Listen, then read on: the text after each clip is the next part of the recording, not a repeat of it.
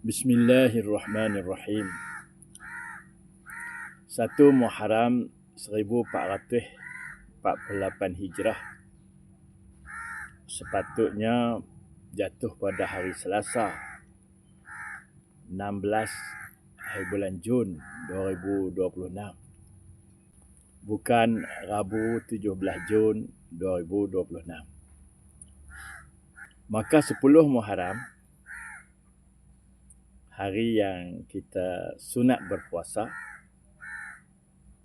jatuh pada hari Khamis 25 hari bulan Jun 2026, bukan Jumaat 26 Jun 2026. Ini berdasarkan kepada kedudukan anak bulan pada hari Isnin 15 Jun 2026, iaitu pada hari 29 Zulhijjah 1447, akhir tahun 1447.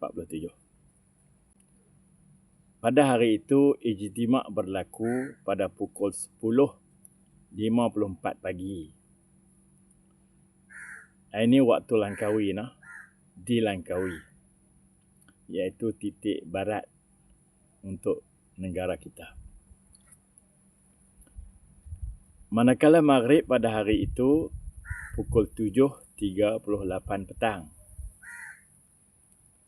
Waktu ijtima' dengan waktu maghrib itu kita panggil umur anak bulan ialah 8 jam 44 minit. Masa maghrib 7.38 itu, ketika matahari terbenam di ufuk barat, anak bulan ada di ufuk barat. Anak bulan ada selama 22 minit, iaitu tempoh yang lama sebelum anak bulan jatuh di bawah ufuk. Altitude anak bulan ataupun tinggi anak bulan ketika maghrib ialah 3 darjah 30 minit. Jadi tinggilah, lebih daripada syarat imkanur ru'yah.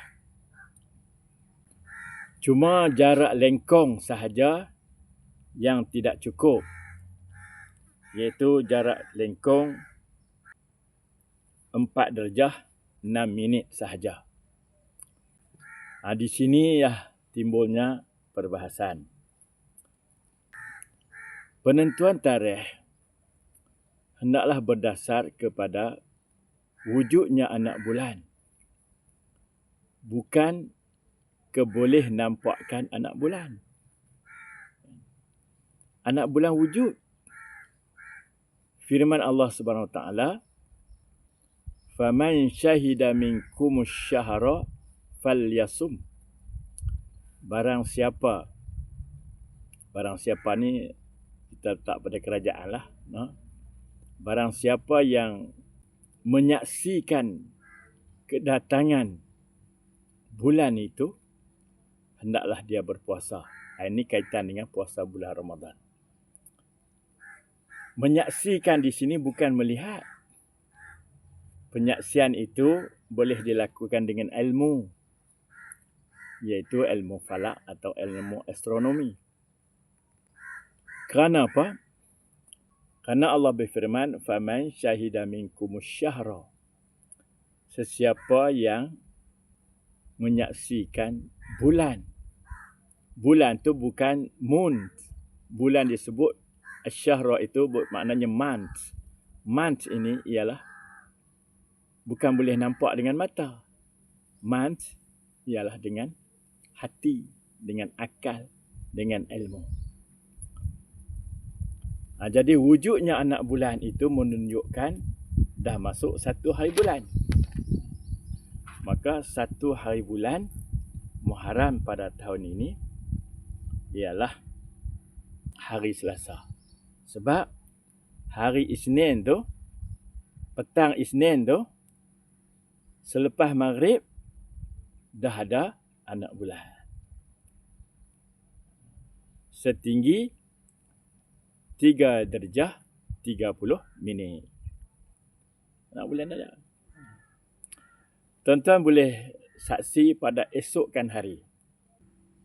Anak bulan pada hari Selasa 16 bulan Jun tu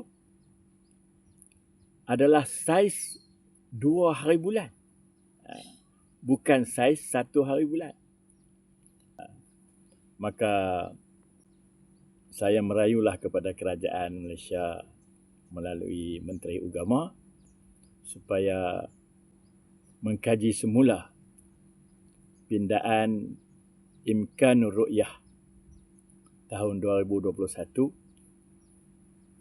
yang mensyaratkan Imkanur Ru'yah itu akan dikira 1 hari bulan jika ketinggian anak bulan melebihi 3 darjah dan jarak lengkong matahari dengan bulan melebihi 6 darjah 24 minit. Kalau boleh, ini cadangan saya lah, kalau boleh jarak lengkong tu kita hapuskan pun tak apa. Kita kira umur anak bulan melebihi 8 jam dan ketinggiannya melebihi 3 darjah. Mohon dipertimbangkan. Wallahu a'lam.